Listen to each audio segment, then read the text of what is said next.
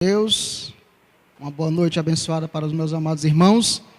Eu saúdo a todos com a paz do Senhor Jesus, amém? Glória a Deus. É um motivo de alegria, satisfação, nervosismo e tudo mais. Estar mais uma vez aqui, tentando, através de minha vida, transferir para a igreja aquilo que Deus tem colocado no nosso coração. Enquanto o pastor estava aqui de manhã, eu até falei com ele, o pastor vai ter que comprar um trava-línguas, né? Para desenvolver mais aí a sua habilidade de retornar a fala.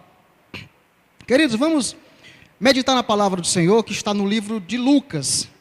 O Evangelho segundo escreveu Lucas, capítulo 13. Vamos ler a partir do versículo 22.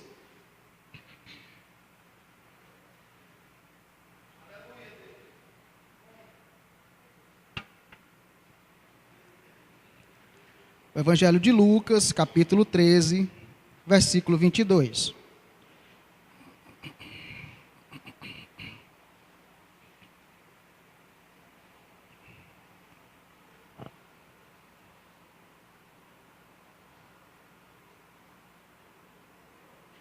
Amém?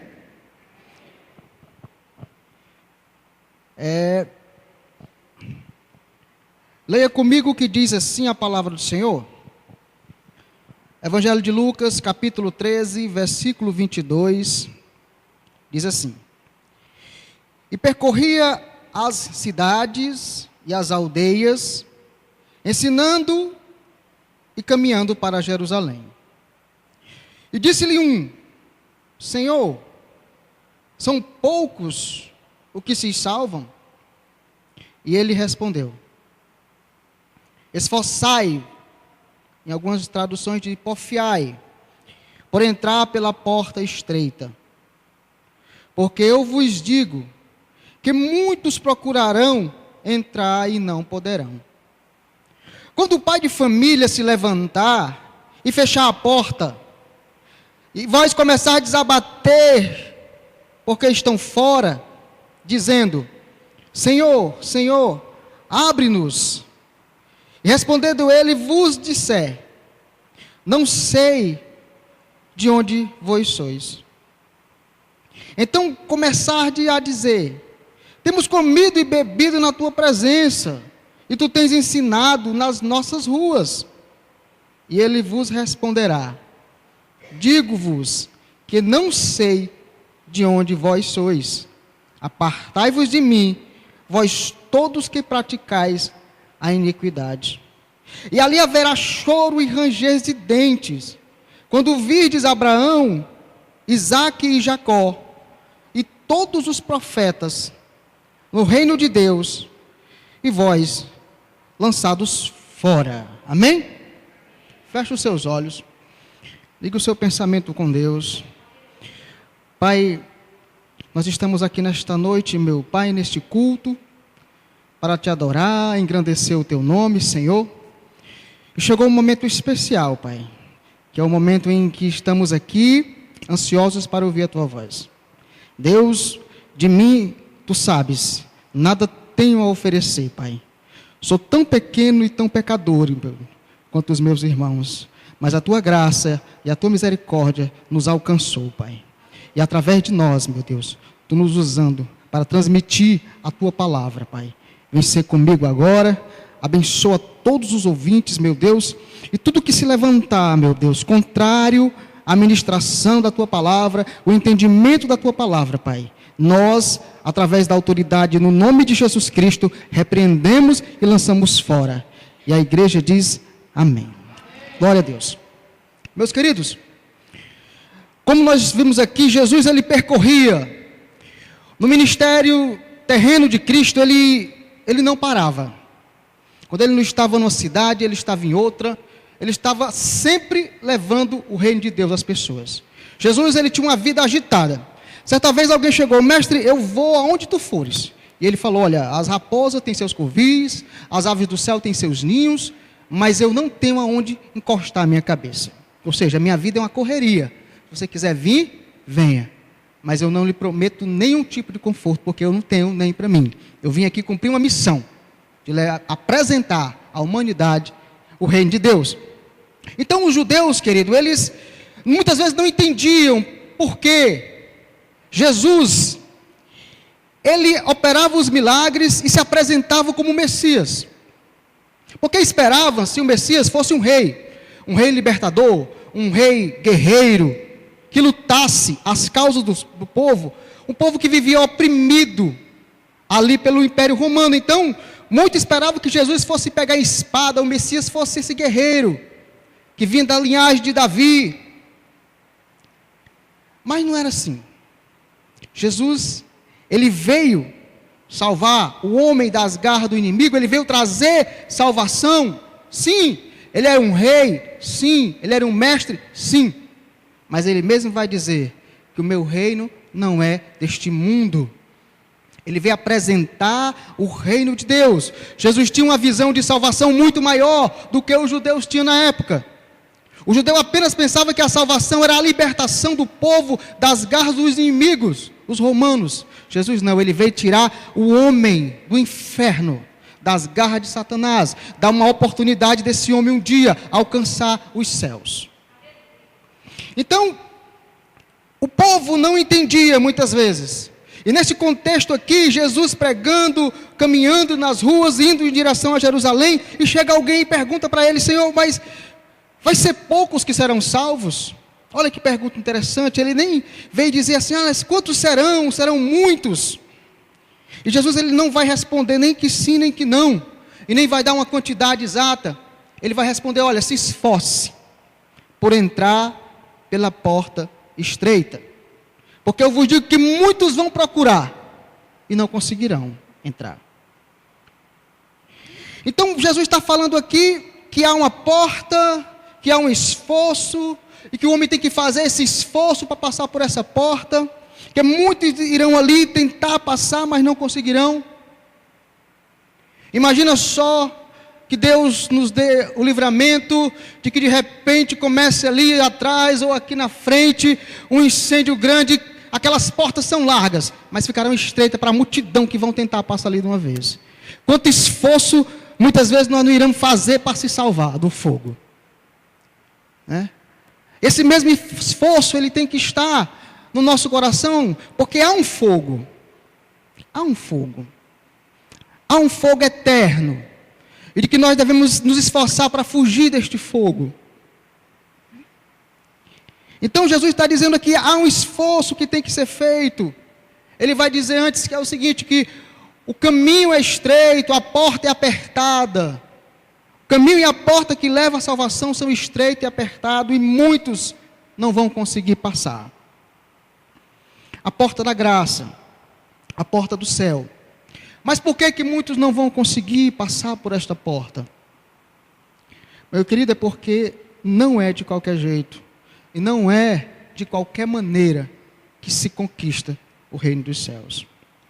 Nós temos um conhecimento que há um esforço. Depende muito do nosso esforço. Jesus vai dizer: esforçai-vos. E esforço, irmão, um dicionário quer dizer o seguinte: uma intenção, uma intensificação das forças físicas, intelectuais, morais, para a realização de um projeto ou de uma tarefa. Ou seja, eu estou intensificando toda a minha força neste propósito. É aquilo que se faz com coragem, dificuldade, zelo. Mas porque Jesus disse que muitos não vão conseguir? Porque ninguém, muitas vezes, muitos não estão dispostos a pagar o preço. Existe um preço. Não é um preço físico, é um preço espiritual. Nós, quando aceitamos Jesus, fomos lavados e remidos pelo sangue dele. Somos selados com o Espírito de Deus. Ou seja, propriedade exclusiva do Senhor. Foi de graça para nós? Sim, mas teve um preço a pagar. Jesus derramou seu sangue na cruz para que isso fosse possível a nós. Então, quando nós vimos aqui no capítulo 6 do livro de João, Jesus fazendo a multiplicação dos pães, e o povo comeu o pão, gostou, encheu a barriga, estava tudo beleza. Aí Jesus manda os discípulos atravessar para o outro lado e sobe no monte para orar. Lá para algumas horas da noite, Jesus desce e vai caminhando sobre as águas ao encontro do barco. E nós sabemos a história. Eu quero dizer que Jesus atravessou ali com os seus discípulos. Mas de manhãzinho, o povo que tinha comido no dia anterior, procuraram Jesus e não acharam. Pegaram um barquinho que tinha ali e também foram atrás de Jesus. E o povo dizia assim: Senhor, por onde foi que tu viestes? Porque o barco que era para tu vir estava lá. E Jesus dizia assim: rapaz, vocês não estão atrás de mim, não é porque viram um sinal não, vocês estão querendo comida de novo. Mas eu vou dizer uma coisa para vocês: lutem, trabalhem pelo pão que não perece. E Jesus vai explicar para aquele povo que Ele é o pão da vida, que Ele é o pão vivo que desceu do céu, e o povo vai pedir um sinal a Ele, e Ele vai dizer: olha, eu sou o sinal, eu sou o pão vivo que desceu do céu, quem comer deste pão nunca terá fome, quem comer desse pão terá a vida eterna. E o povo não entendeu, e Ele vai dizendo mais: olha, o pão é a minha carne. E começou a piorar as coisas. Como é que esse homem está dizendo que vai dar a carne dele para nós comer?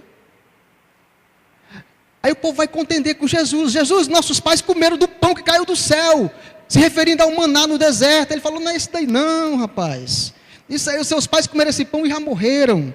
Eu apresento o pão da vida, que sou eu. Meu irmão, e o final da história é que o povo não conseguiu entender. E Jesus vai dizer mais o seguinte: o pão é a minha carne, e a bebida é o meu sangue. Aí pronto, aí o povo começou a fugir. Esse discurso é muito duro, e hoje não é diferente não, queridos. Quando se prega a verdade, o povo foge. O povo quer coisa fácil, quer a mensagem que amassageia o seu ego. Muitas igrejas estão vazias porque pregam a verdade, mas as que pregam a massagem de ego estão cheias por aí. E o povo começou a fugir da presença de Jesus. E desse fé só tinha os 12 discípulos ali acanhados ali pelo canto. Jesus olha para eles e diz assim: vocês não estão com vontade de ir com eles não? Não querem ir não com eles? E o discípulo diz assim, é engraçado que nós estávamos falando até de Pedro hoje, e Pedro diz assim: Senhor, a quem iremos, se só tu tens palavra de vida eterna? Para onde é que nós vamos, que nós conhecemos e sabemos que tu é o Cristo, Filho de Deus? Nós não temos para onde ir, nós temos que ficar contigo. Entende, irmãos? Então é isso, há um esforço, há um preço, e o preço é intimidade e compromisso com Deus. O povo queria comida, mas não queria intimidade com Deus. Quando Jesus começa a chamar o povo à responsabilidade, o povo foge. O povo só queria a bênção, só queria estar ali perto de Jesus para receber de Jesus. E quantos não estão vivendo esse evangelho medíocre, meus irmãos? Onde estão buscando apenas vender bênção de Deus, profanam o culto a Deus. Tratam o culto como barganha: você vai dar, Deus vai lhe retribuir, você vai dar para Deus, Deus vai lhe dar o dobro. Aonde é que tem isso, meus irmãos? O que nós viemos fazer aqui nesta noite? O que é que nós estamos fazendo aqui nesta casa, neste lugar, neste ambiente? Nós viemos prestar um culto a Deus. Um culto. Você saiu da sua casa hoje, eu saí da minha casa hoje para prestar um culto a Deus. E o que é o culto? O culto, meu irmão, é um conjunto de atitudes pelas quais um grupo de fiéis, nós estamos aqui adorando e venerando a uma divindade. No nosso caso, o Deus de Israel, o Criador de todas as coisas, do céu e da terra. E este é o momento de oferecer a Deus gratidão em primeiro lugar, oferecer a Deus honra, glória e louvor, porque Ele é digno de tudo isso. E nós estamos aqui para isso, para louvar e engrandecer o nome dEle, pelo que Ele é, e não pelo que Ele pode fazer. Em toda e qualquer circunstância da sua vida, Deus será sempre Deus. Se você está passando por luta, Ele vai ser Deus. Se você está na bonança, Ele também vai ser Deus. E tem um louvor muito bonito, que diz que Deus é Deus, e a igreja sabe cantar. E eu vou dizer um pouquinho, e vocês vão responder o resto. Se Deus fizer, e se não fizer? Se a porta abrir e se fechar, continua sendo Deus. Se a doença vier, se curado você for, se tudo der certo, e se não der, nós o adoramos pelo que Ele faz. Olha, pelo que Ele é, e não pelo que Ele faz, né? O louvor diz, eu te adoro, não o adoro pelo que Ele faz, eu adoro pelo que Ele é. Haja o que houver, sempre será Deus. E isso, irmão, deve estar impresso nos nossos corações. Deus é Deus em toda e qualquer circunstância na minha vida. Não é porque eu estou passando por aflição que Deus vai deixar de ser Deus, que Deus vai deixar de olhar por mim. Não. Tudo tem um propósito. Foi aberto o culto aqui que tudo tem um tempo, tudo tem um propósito nas nossas vidas. E Deus é bom o tempo todo. Não é só no momento que eu estou em abundância que Deus está sendo bom comigo, não. Ele é bom o tempo todo. Então, querido, nós vemos hoje muitos cristãos que estão nas igrejas, mas que na realidade apenas mudaram de religião. Deixaram uma religião para outra. Não tiveram mudança em suas vidas. Não deixaram Deus agir. Não houve nenhuma mudança de vida. Vivem um evangelho de incoerência, ou seja, a vida prática não condiz com a fé que ele diz professar. A pessoa diz que é crente, mas as suas condutas, a sua vida não condiz. E as igrejas estão cheias disso. Porque não permitiram que Deus viesse fazer um verdadeiro trabalhar na sua vida. Não houve aquele encontro com Deus, não houve aquele quebrantamento, não houve arrependimento, verdadeiramente não houve. Mas no entanto, meu querido, todos querem o céu. Nós queremos o céu. Nós estamos aqui tentando, caminhando, galgando um lugarzinho no céu, isso é fato. Nós estamos querendo essa vida eterna que Jesus prometeu. Nós não queremos ficar aqui, nós queremos subir. Todos nós queremos isso. Mas tem a porta. E é estreita. E vai depender de esforço da nossa parte. O esforço de seguir a Cristo. Porque Ele é o caminho. E Ele também diz que é a porta. Então implica que eu siga a esse caminho, que eu siga a essa porta. E você volta aí algumas páginas da sua Bíblia, no mesmo livro de Lucas, capítulo 9. Lucas, capítulo 9, versículo 23.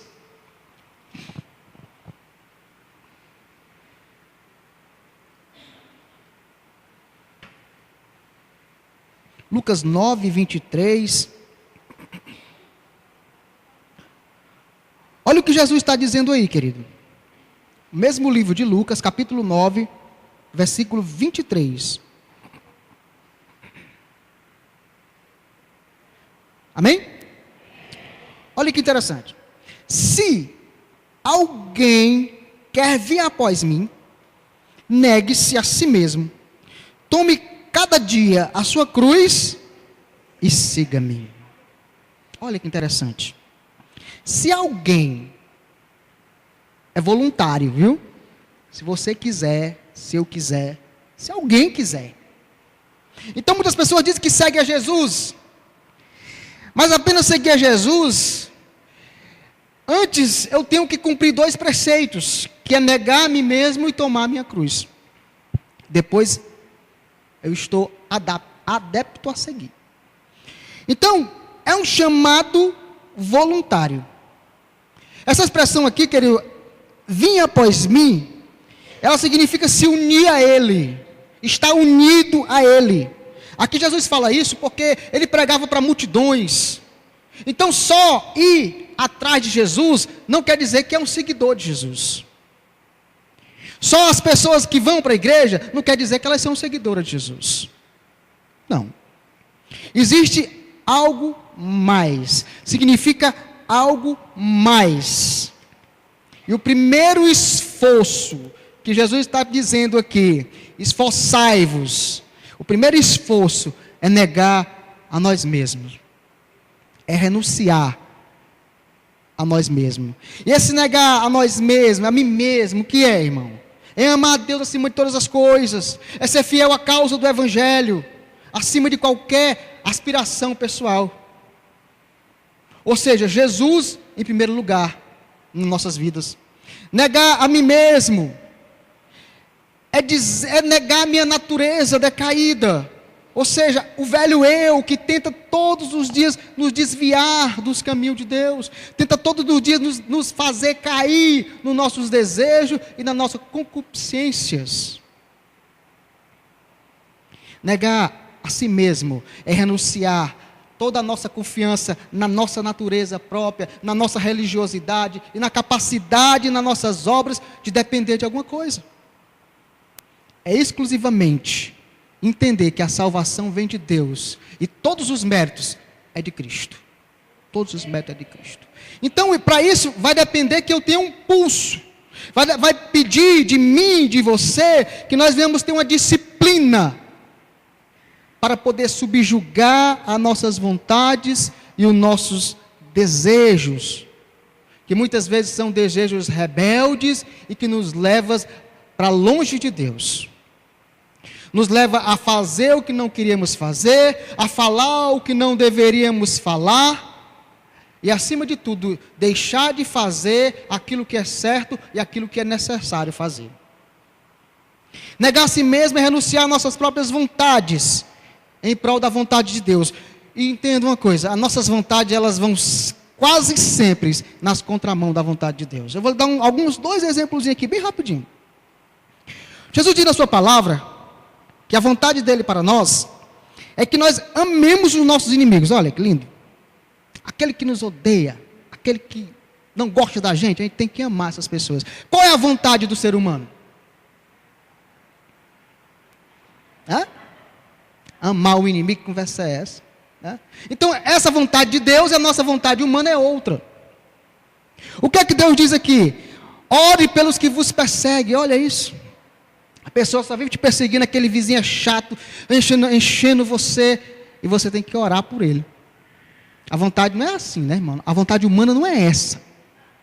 Então são vontade de Deus e vontade humana. Então, nós temos que renunciar à nossa vontade, porque agora nós temos Cristo, pela vontade dele, que é amar. E a outra vontade de Deus para nossas vidas, primordial até para a sua salvação: perdoai aqueles que lhe ofendem. A nossa vontade, muitas vezes, não é perdoar. Jesus vai dizer, olha, se vocês não perdoar, como é que vocês querem receber o perdão de Deus? Dos vossos pecados, das vossas ofensas, né?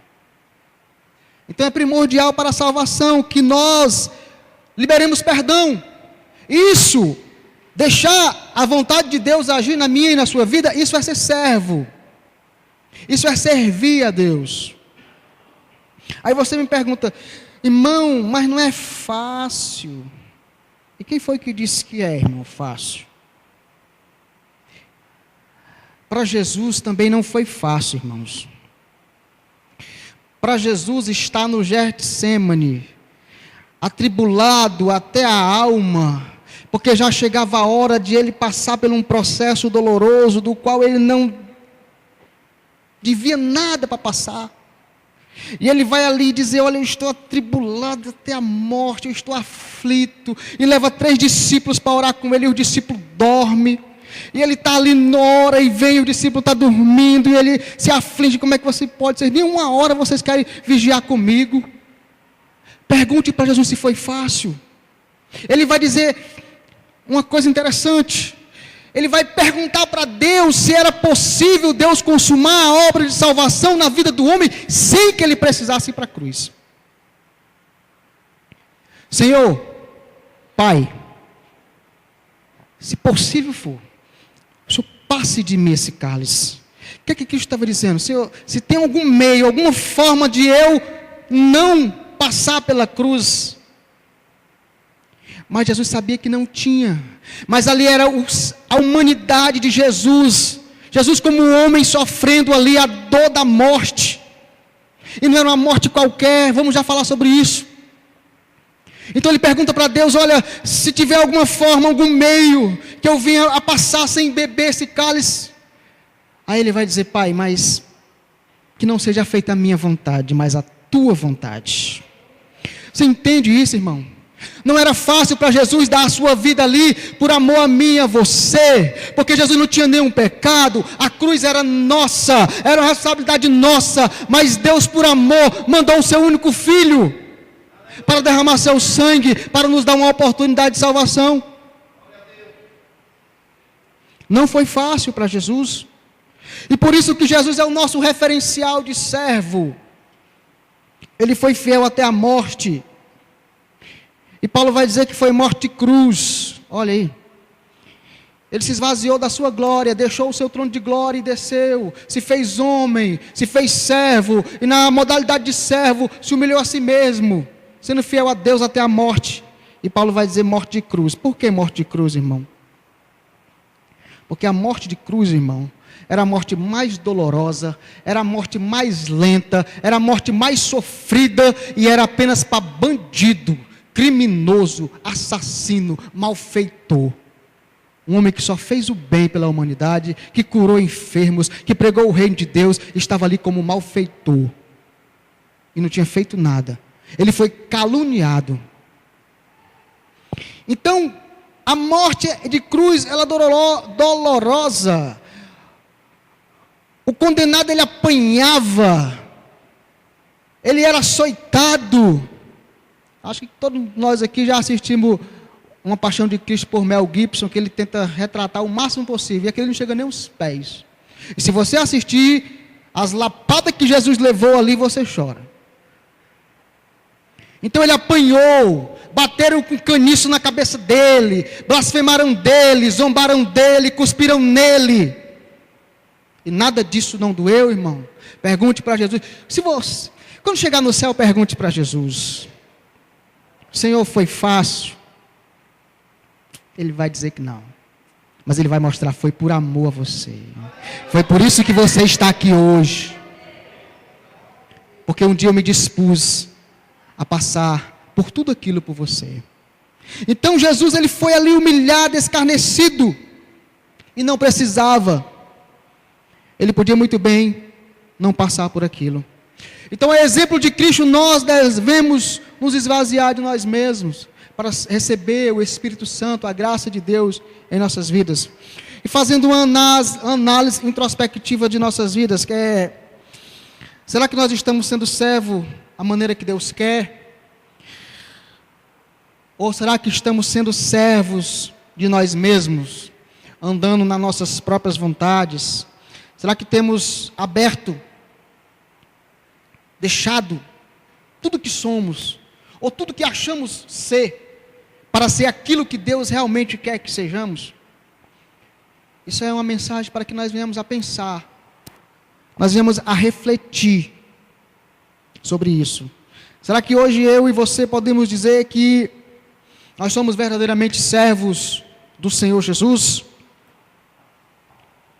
Então, queridos, não é fácil, mas nós temos que cada dia negar a nós mesmos e nos esforçarmos para entrar pela porta estreita. E o segundo esforço que eu quero te apresentar nesta noite é o que está na segunda parte do versículo de 9, 23. E tome cada dia a sua cruz e siga-me. Tomar a sua cruz. Tomar a cruz, querido, significa identificar-se com Cristo no seu sofrimento. Cruz, ela é sinônimo de dor, de humilhação, sinônimo de morte, de padecimento.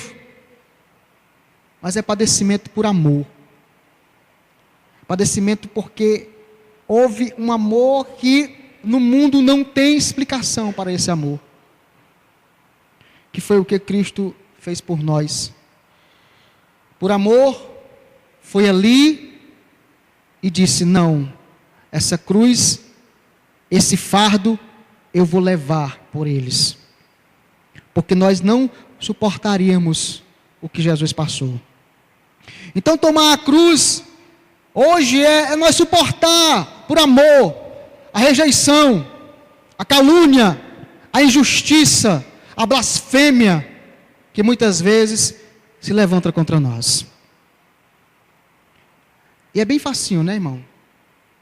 Nós sermos blasfemados, caluniados, injustiçados. Quem não é? Às vezes a gente, quando é novo na fé, aceitamos a Cristo, e vem as pessoas e diz assim: fulano de tal fez tudo, não sei o quê, e pecou, e agora diz que é santo. Está na igreja, só anda com a Bíblia agora debaixo do braço. E às vezes não dói, não. Dói na gente. Eu lembro que meus pais eram crentes, a gente ia para a igreja.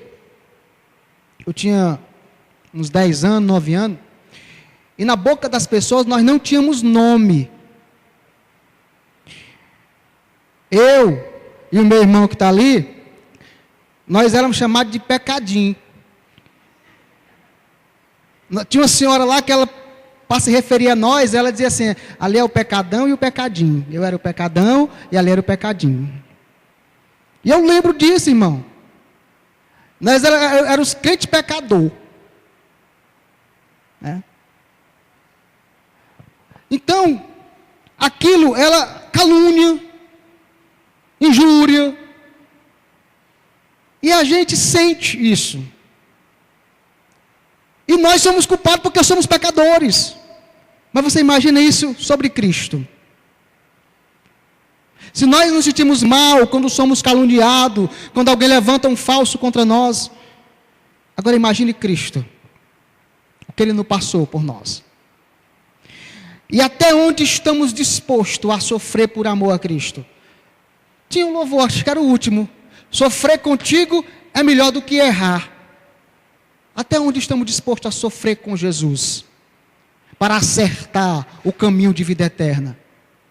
Ainda que é para te seguir, Jesus, eu tenho que chorar. Acho que é assim: te seguirei, porque comigo estarás, né? Sofrer contigo é bem melhor do que errar, e é verdade.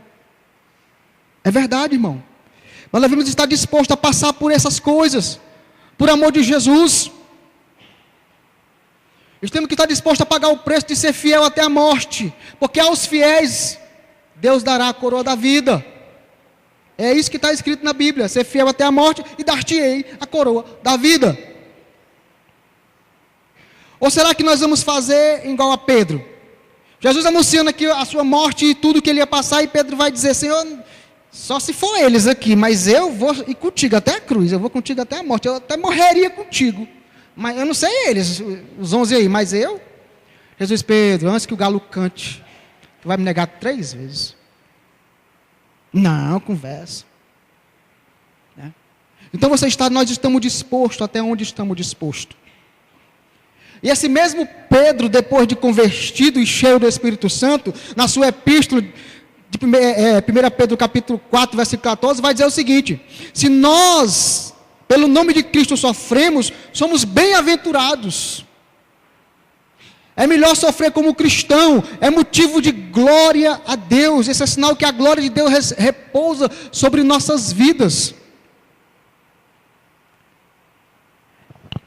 Então, queridos, o apóstolo Paulo também, que foi na minha visão, na minha opinião, depois de Jesus, o maior missionário que este mundo já viu. Ele vai dizer lá em Filipenses capítulo 1, versículo 29, que a nós não foi concedido só a graça de crer em Jesus, não, mas também de padecer por Ele, de sofrer por amor a Ele. Jesus, querido, Ele não disse para nós que neste mundo nós não íamos passar por dificuldade. Ele vai dizer que no mundo nós vamos ter sim aflições.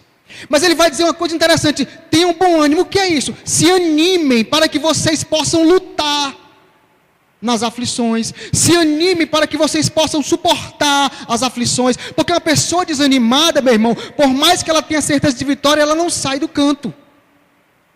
Olha o que Paulo vai dizer em Romanos 8,35. Ele vai dizer, olha, que o que poderá nos separar de Deus? O que poderá fazer nós deixar a nossa caminhada com Jesus?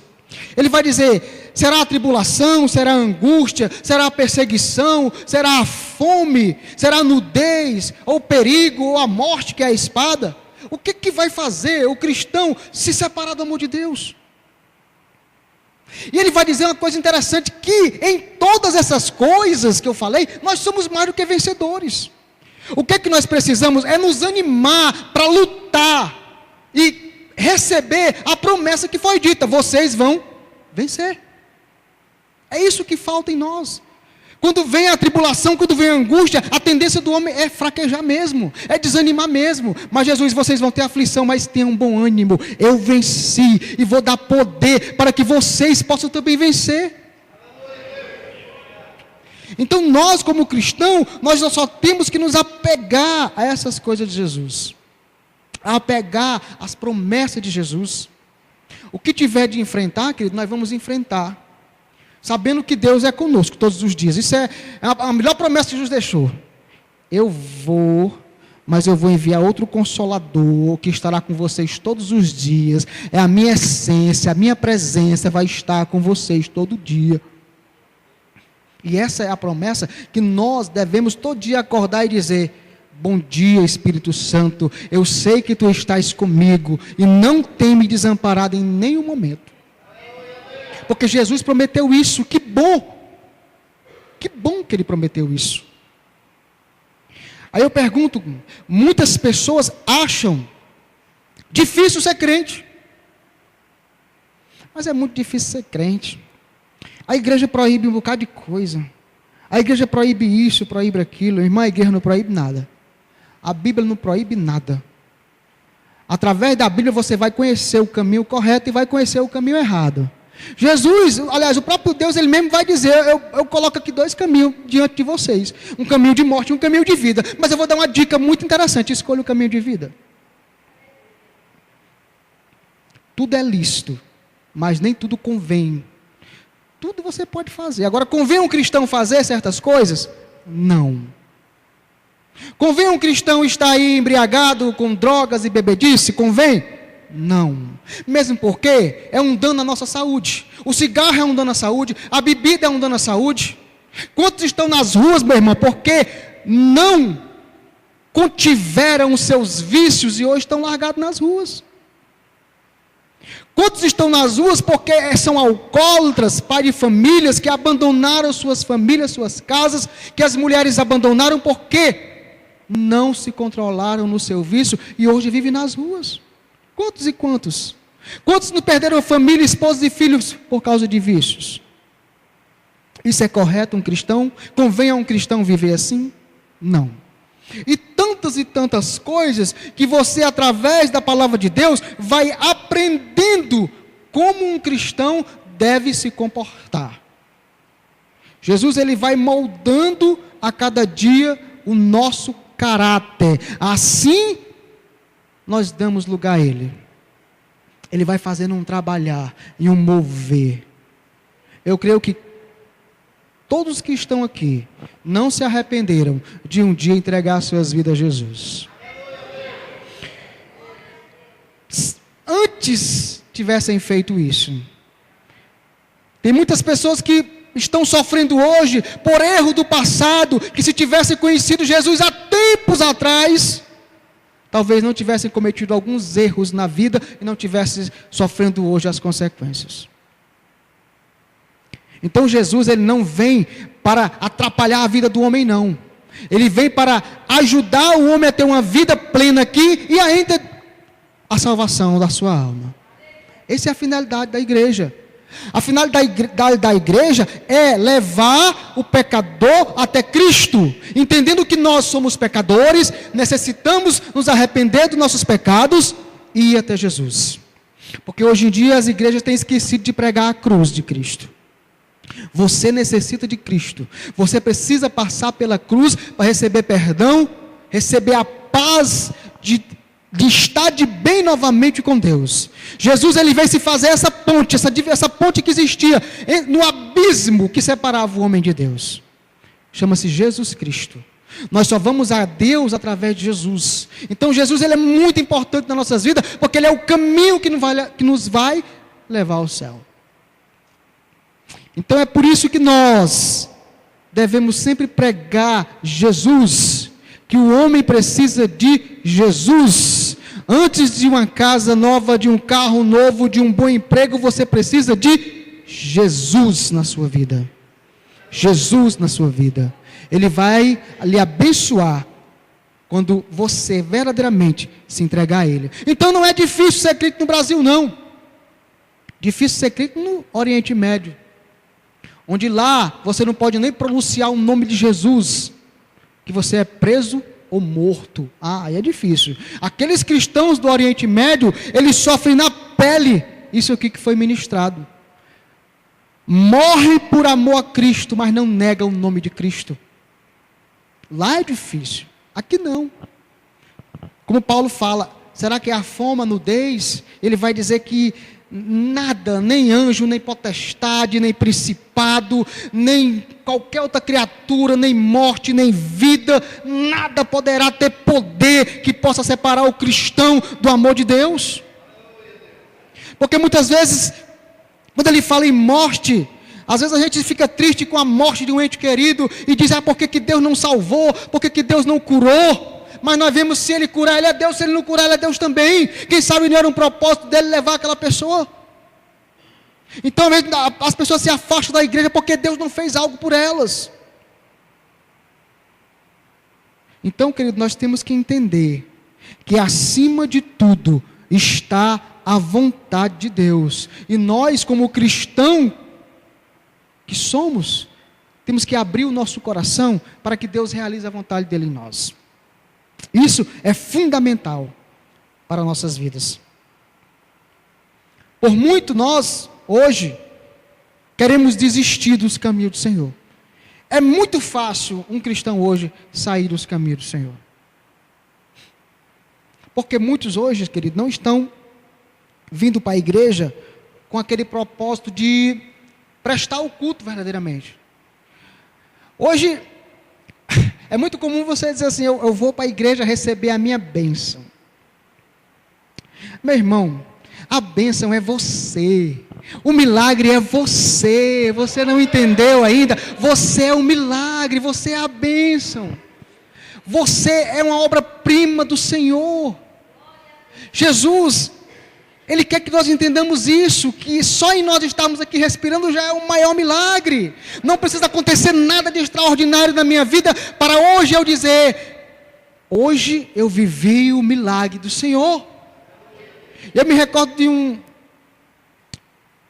historinha que um filho de um rei, ele sai para cavalgar no seu cavalo e ele vai passando por um barranco e o cavalo tropeça e eles rolam aquele barranco, o cavalo por cima dele, ele por cima do cavalo, e ao final de tudo ele sai só sujo, com algumas escoriações, e ele acha aquilo um milagre de Deus. E ele chega em casa alegre, diz, pai, eu sofri um acidente, mas aí conta para o seu pai o que aconteceu ali. Eu passei por um milagre hoje, pai. E o pai dele diz, eu passei por um maior do que o seu. Eu também saí para cavalgar com o meu cavalo e voltei da mesma forma que saí, são. Ou seja, não aconteceu nada comigo. Eu não passei por essa aflição que você passou e vivi um milagre maior do que o seu, porque Deus me livrou de passar por esse perigo.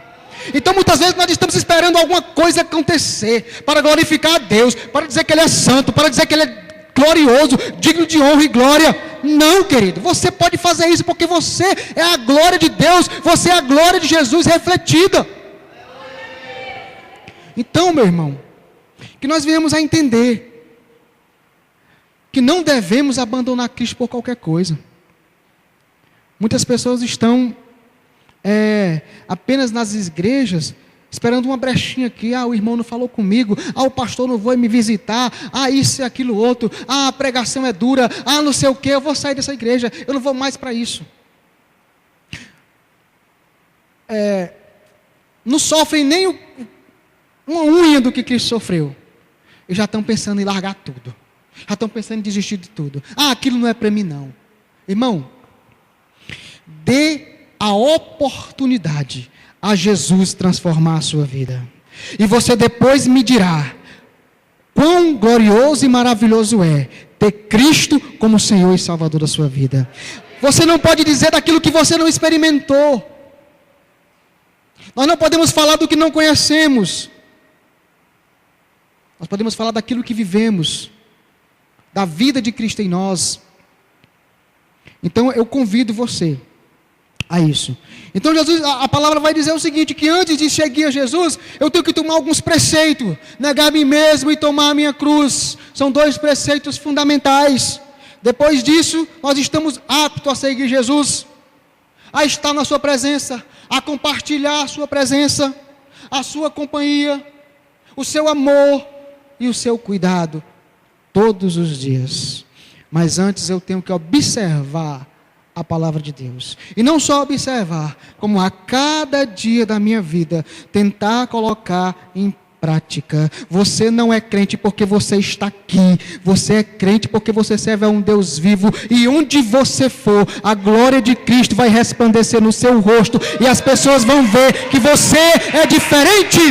Aleluia, Jesus. A nossa mentalidade é essa. Que não é porque eu vim para a igreja que eu sou um seguidor, não. Eu vim para a igreja porque eu sou um praticante da palavra de Deus. As pessoas olham para nós e vê Cristo. Por isso que nós somos chamados cristãos. Cristo tem que refletir no rosto de cada um de nós. As atitudes de Cristo têm que estar em nossas vidas. E por isso que há um esforço para isso. Não é assim de qualquer maneira. Eu tenho que me dispor para que Deus venha operar o seu milagre em mim. Eu tenho que... É comum o encontro com Jesus transformar a vida das pessoas. Mas isso só vai acontecer quando você verdadeiramente entregar a sua vida e o seu coração para que Deus venha trabalhar. Amém? Então, queridos, até aqui falou o Senhor aos nossos corações. A mensagem de Deus nessa noite. Para que nós venhamos a atentar a palavra de Deus, porque Deus ele vai dar um exemplo muito interessante. Se você analisar, o próprio livro de Lucas vai dizer no capítulo 6, olha, ele vai começar dizendo o seguinte: por que vocês me chamam Senhor, Senhor, e não fazem o que eu mando? Já começa chamando a atenção. Por que vocês dizem que eu sou o Senhor de vocês, mas vocês não estão obedecendo, vocês não estão fazendo o que eu estou mandando? Olha, aquela pessoa que só ouve as minhas palavras e não pratica, eu vou dizer a quem você é semelhante. O praticante é semelhante a um homem que vai fazer uma casa e cava um profundo buraco e lança o alicerce sobre uma rocha. Aí pode vir chuva, pode vir tempestade, pode vir tudo e aquela casa não vai cair. Jesus está dizendo da importância do trabalho bem feito. Por que ele dá o exemplo de uma casa? Porque a casa é algo importante para nós. É algo que nós estamos abrigados e seguros. Você compraria uma casa feita em cima da terra? Não fez alicerce nenhum? Você não compraria nem se entraria debaixo com sua família.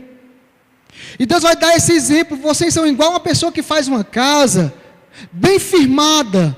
Assim são as pessoas que ouvem as minhas palavras e colocam elas em prática.